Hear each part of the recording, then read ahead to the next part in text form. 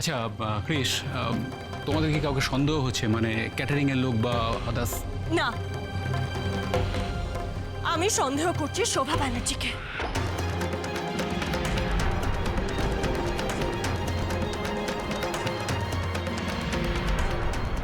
কে কে এই কাজ করতে পারে? কে রানাদাকে কিডন্যাপ করতে পারে? আচ্ছা কুমড়ামুখ, এই কাজটার পেছনে জারার কোনো হাত নেই তো? মানে জারাই রানাদাকে কিডন্যাপ করেনি তো?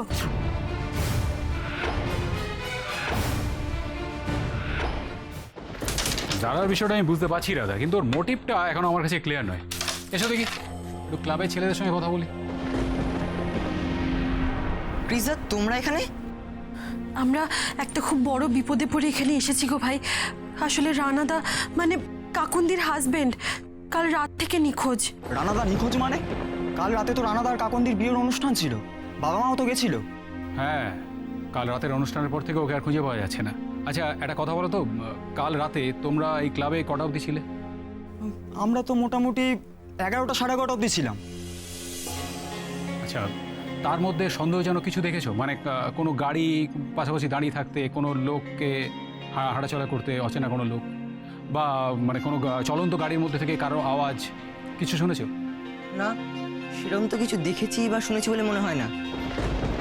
আর ক্যাটারিং সার্ভিসের লোক, মানে সাদা জামা কালো প্যান্ট বা মাথায় টুপি, এরকম কোনো লোকজনকে চলাফেরা করতে দেখেছিলে?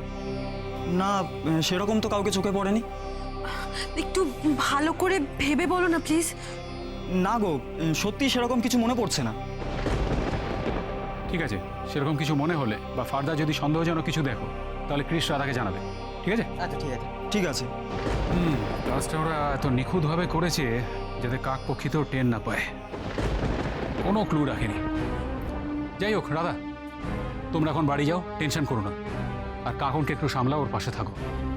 আমি হেডকোয়ার্টারে যাচ্ছি, দেখি যত তাড়াতাড়ি সম্ভব খোঁজখবর শুরু করছি। আর ওই মিসিং ডায়েরিটা? 24 ঘন্টা না কাটলে তো মিসিং ডায়েরি হবে না। তোমরা টেনশন করো না, তোমরা বাড়ি যাও, আমি দেখছি ব্যাপারটা কি করা যায়, ঠিক আছে?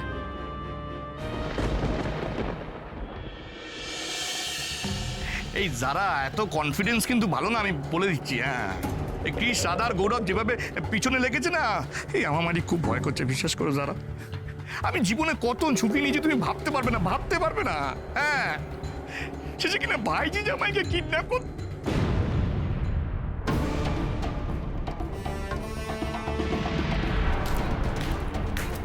তাহলে আমার সন্দেহটাই ঠিক। কি এই রানার কিডন্যাপিং এর পেছনে তোমার হাত আছে। কি আজে বাজে কথা বলছো? হ্যাঁ, আজে বাজে কথা আমি কিচ্ছু বলছি না, কিচ্ছু লুকোতেও পারবে না তুমি। তুমি কিচ্ছু লুকোতে পারবে না। সেদিন তুমি ফোনে কথা বলছিলে কিডন্যাপিং এর কথা, আমি আসলে তুমি অস্বীকার করেছিলে। কালকে তুমি একটা ক্যাটারিং এর মেয়ের সঙ্গে গুজু গুজু ফুসুফুসু করছিলে, আমি যেই মাত্র গেলাম সঙ্গে সঙ্গে সেই উধাও হয়ে গেল, জাস্ট উধাও হয়ে গেল। এই পরিষ্কার করে বলো, পরিষ্কার করে বলো তুমি কি করতে চাইছো বলো তো? তুমি যে এইসব কিছু করছো এর পেছনে মদত কে দিচ্ছে? সারা।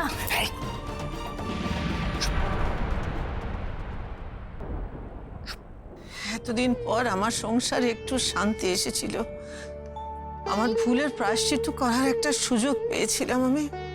তুমি সব কেন কেড়ে নিলে ঠাকুর? আমার ওপর থেকে সবার বিশ্বাস উঠে গেছে। আমার রানাকে ফিরিয়ে দাও।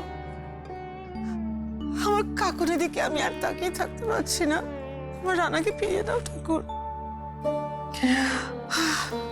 যদি রানাকে আমার জীবন থেকে কেড়ে নেবারই ছিল,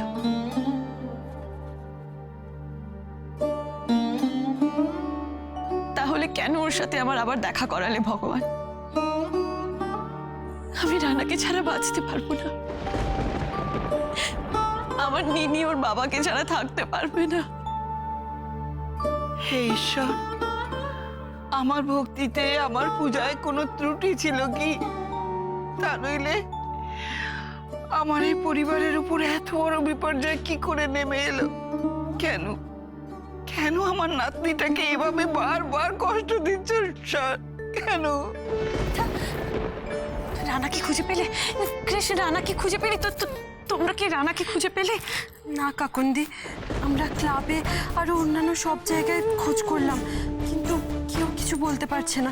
আসলে কালকে আমাদের বাড়িতে এত বড় একটা অনুষ্ঠান ছিল, এত লোকজন এসেছিল, এত গাড়ি এসেছিল, তাই সন্দেহজনক কিছু ঘটে থাকলেও কারোর চোখে পড়েনি। তোরা থানায় মিসিং ডায়েরি করেছিস তো? জানোই তো 24 ঘন্টার আগে মিসিং ডায়েরি করা যায় না। তবে গৌরবদা হেডকোয়ার্টারে গেছে। গৌরবদা সব রকম চেষ্টা করছে রানাদাকে খুঁজে বার করার। এই গৌরব ছেলেটা যা তৎপর, সত্যি সত্যি যদি রানা পর্যন্ত পৌঁছে যায়, তারপর যারা আর শেষ পর্যন্ত, উফ, টেনশনে না আমার হাত পা একেবারে ঠান্ডা হয়ে যাচ্ছে। রানাকে খুঁজে পাওয়া যাবে তো? রানাকে যদি আর খুঁজে না পাওয়া যায়? এসব কি অমঙ্গলের কথা বলছো কাকুন? ঠিক পাওয়া যাবে রানাকে, রানাকে ঠিক খুঁজে পাওয়া যাবে। মনে আছে একদিন রাতে আমরা ছোট কাকুর জন্য ওয়েট করছিলাম, সে তো আর ফিরে আসেনি। রানা যদি আর ফিরে না আসে? কাকুন, কাকুন চুপ কর। এসব কি অমঙ্গলের কথা বলছিস? আমি আর এসব কথা শুনতে চাই না, শুনতে চাই না। দি দি প্লিজ তুই এত খারাপ ভাবিস না। গৌরবদা তো আমাদের আগের কেসগুলোতেও হেল্প করেছে, ইভেন সমাধানও হয়েছে। গৌরবদা রানাদাকেও খুঁজে বার করবে। এটাই ব্যানার্জি ভিলা, তাই না?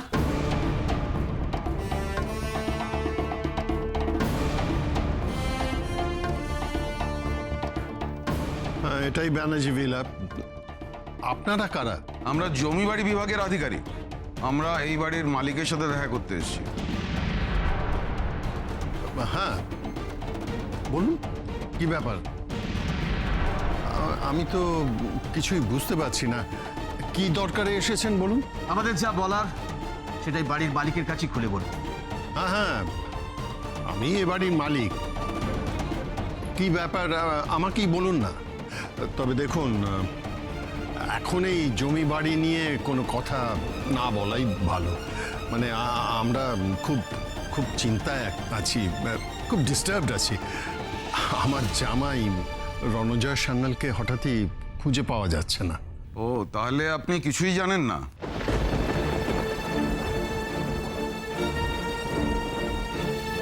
মানে আপনি কি জানার কথা বলছেন? আপনি আর এখন এ বাড়ির মালিক নন।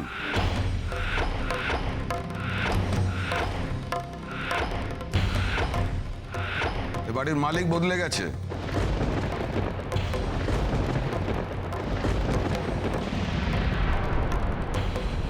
এটা আবার কি নতুন নাটক শুরু হলো? মানে এসব কি বলছেন? বাড়ির মালিক বদলে গেছে মানে? কি বলতে চাইছেন আপনারা? এই বাড়ির মালিক শুভেন্দু ব্যানার্জি, মানে আমার বাবা। না ম্যাডাম, আপনারা জানেন না, এই ব্যানার্জি ভিলার মালিক এখন শুভেন্দু ব্যানার্জি নন।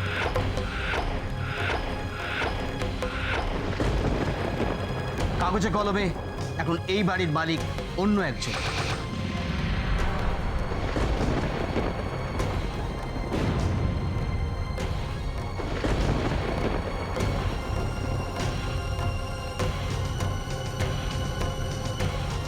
অন্য একজন? অন্য একজন মানে? ধৈর্য ধরো, ধৈর্য ধরো, ক্লাইম্যাক্সের পর্দা এক্ষুনি উঠতে চলেছে। মঞ্চে এবার যারা এন্ট্রি নিল বলে। না না, অন্য কেউ মালিক হবে কি করে? আমি তো এ বাড়ি বিক্রি করিনি, আর কাউকে দানপত্রও করিনি। তাহলে অন্য কেউ এ বাড়ির মালিক কি করে হয়? এসব কি হচ্ছে? আমাদের পরিবারের উপর একটার পর একটা আঘাত। আমি তো কিছুই বুঝতে পারছি না ঠাকুর, আমি তো কিছুই বুঝতে পারছি না। না না মা, ওরা ঠিক কথা বলছে না, একদম বেসলেস কথা বলছে ওরা। এই বাড়ির মালিক অন্য কেউ, তার কি কোনো প্রমাণ দিতে পারবেন? দেখুন ম্যাডাম, আমরা এতদিন এই নিয়েই কাজ করছি। আর আমাদের কাছে কোনো প্রমাণ না থাকলে কেনই বা হঠাৎ আপনাদের বাড়িতে এসে বলবো যে আপনারা আর এই বাড়ির মালিক নন? নিশ্চয়ই সে প্রমাণ আমাদের কাছে আছে, তবে আমরা নয়। আসল ঘটনাটা এখন এ বাড়ির যিনি মালিক তিনি আপনাদের বলবেন। নতুন মালিক? কার কথা বলছেন আপনারা?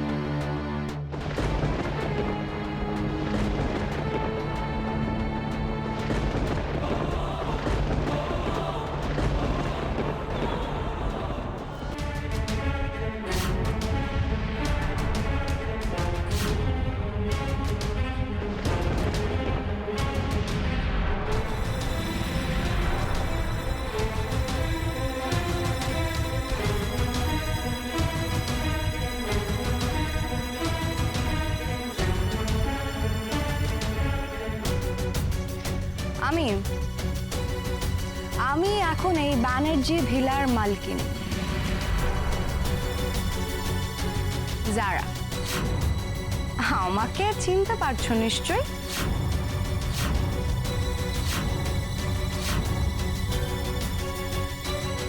বাড়ির মালিক আপনি? মানে এসব কি অবাস্তব কথা বলছেন আপনি যারা ম্যাডাম?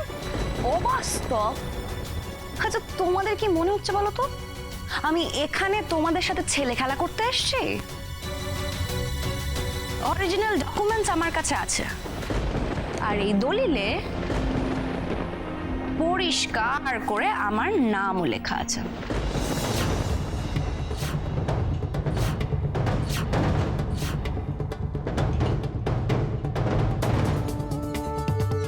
দেখি দেখি।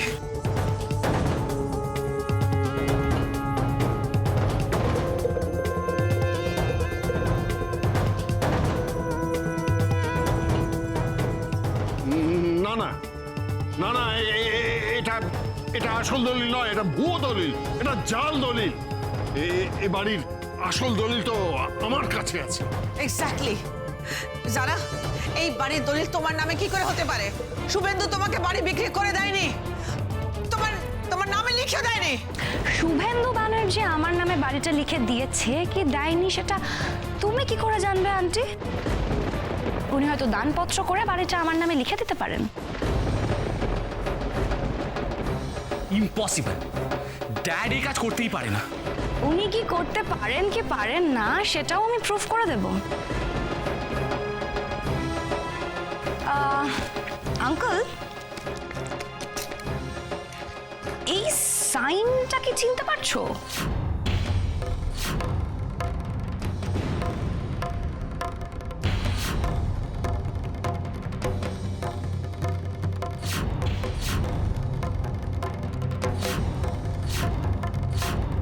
চমকে গেলে তো আঙ্কেল।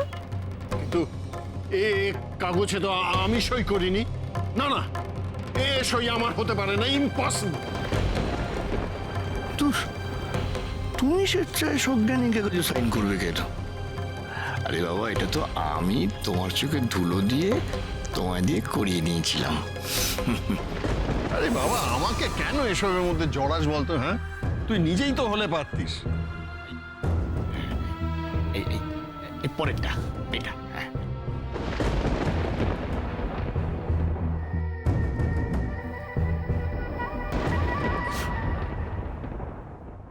কি হলো? দলিলটা হাতে নিয়ে মুখের কথা বন্ধ হয়ে গেল? আপনি জাল সই জাল দলিল দেখিয়ে আমাদের মুখ বন্ধ করে দেবেন ভেবেছেন? পারবেন না মা। আপনি তাড়াতাড়ি ঘরে গিয়ে আমাদের বাড়ির সত্যিকারের দলিলটা নিয়ে আসুন তো আলমারি থেকে। জমি বাড়ি বিভাগের লোকেরা যখন এখানে আছেন তখন ওনারা দলিল হাতে নিয়ে বলে দিতে পারবেন যে কোনটা আসল দলিল আর কোনটা নকল। হ্যাঁ, আমি এক্ষুনি নিয়ে আসছি। কি বলে ডাকলে তুমি আন্টিকে? মা? হ্যাঁ, মাকে মা বলে ডাকবো না তো আর কি বলে ডাকবো যারা ম্যাডাম? বাবা, তোমার তো দেখছি প্রমোশন হয়েছে ব্যানার্জি বাড়িতে। হ্যাঁ, এতদিন শোভা ব্যানার্জি তো তোমাকে এই বাড়ির কাজের লোকের মতো ট্রিট করতো। হঠাৎ করে বাড়ির বউয়ের মর্যাদা পেয়ে গিয়ে ধরাকে সরা জ্ঞান করছো না রাধা? মা আমাকে এবারে প্রত্যেকটা লোককে দেখাশোনার ভার দিয়েছেন, সবাইকে ভালো রাখার ভার দিয়েছেন। তাই আমি থাকতে এবারে সুখ শান্তি আমি আপনাকে কিছুতেই ছিনিয়ে নিতে দেব না।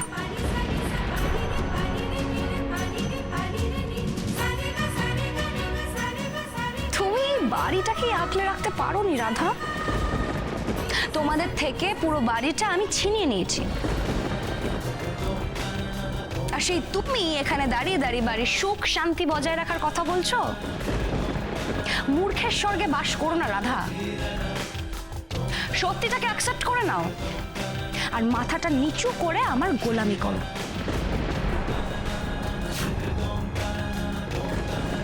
প্রশ্নই ওঠে না।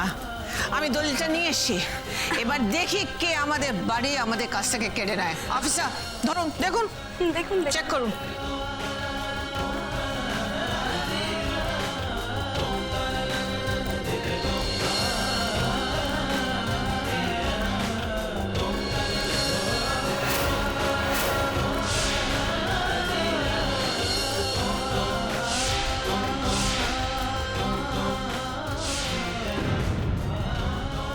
বলুন বলুন আপনারা ওই দলিলটা আসল না এইটা আসল? বলুন কোনটা নকল কোনটা আসল, তাড়াতাড়ি বলুন। আচ্ছা, এই যে দলিলটা আপনি আমাদের দিলেন এইটাই তো জাল। এখানে আপনার বা কোনো উইটনেসও সই নেই।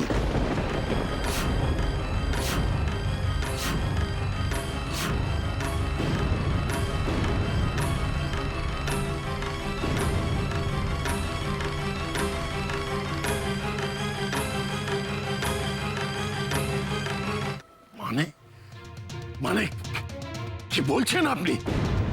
দেখি দেখি।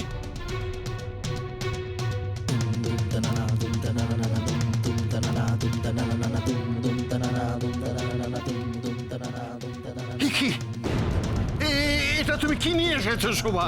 এ তো আমার বাড়ির দলিল নয়। তাইলে তো এই দলিলটাই ছিল। তুমি তুমি ভালো করে খুঁজে দেখেছো? আশেপাশে অন্য কোথাও নেই তো? না, এই ফাইলেই তো দলিলটা থাকতো। অবশ্য রূপসা চুরি করার পর রূপসা তার মানে তুমি দলিলটা পাল্টেছো? হ্যাঁ, তুমি তার মানে আমাদের মিথ্যে কথা বলেছো যে যার সঙ্গে তোমার কোনো যোগাযোগ নেই। আসলে তরে তলে তোমার। উফ, বাঁচা গেছে। সন্দেহ তীরটা রূপসার দিকে ঘুরে গেছে। আমি আলমারি থেকে দলিলটা চুরি করেছি ঠিকই, কিন্তু সবকিছু ঠিকঠাক হয়ে যাওয়ার পর দাদা আমাকে বলেছিল যাতে যাতে আমি দলিলটা শুভেন্দু আঙ্কেলের হাতে তুলে দিই, আর আমি এক্স্যাক্টলি সেটাই করেছিলাম। ফাইল সমেত দলিলটা শুভেন্দু আঙ্কেলের হাতে তুলে দিয়েছিলাম। বাবা, রূপসা যখন তোমাকে ফাইলটা ফেরত দিল তখন তুমি দলিলটা বার করে দেখে নাওনি?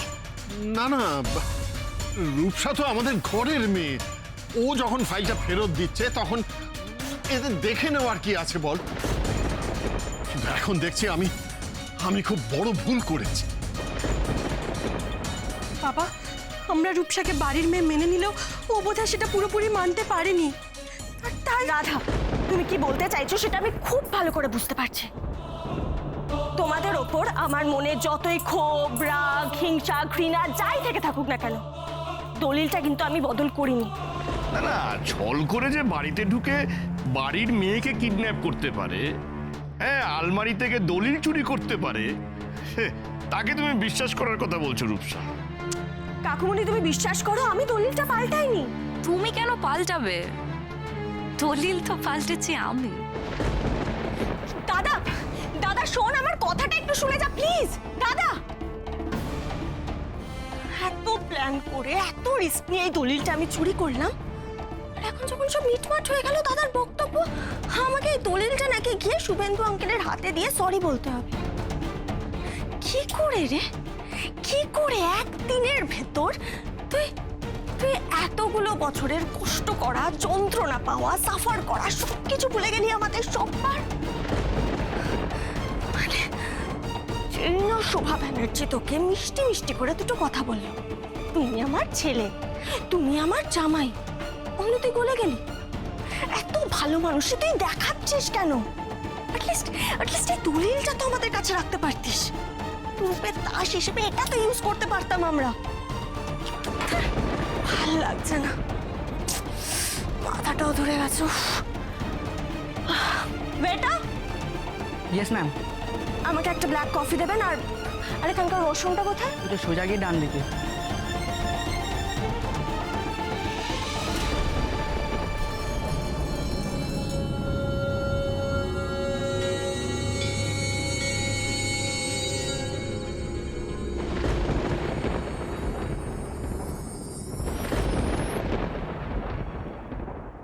তোমরা এই বাড়ির প্রত্যেকটা লোক আমাকে ডিচ করেছো, এমনকি রূপসা, যাকে আমি অ্যাপয়েন্ট করলাম এই বাড়িতে, সেও নাকি এই বাড়িতে আসার পর তোমাদের লোক হয়ে গেল। বাট মজার ব্যাপারটা এটাই যে এত সবকিছু করেও তোমরা শেষ রক্ষাটা ঠিক করতে পারলে না। আমি এই বাড়ি সব সম্পত্তি আমার নামে করে নিলাম। এই Banerjee villa, SB garments and SB plaza এখন আমার নামে।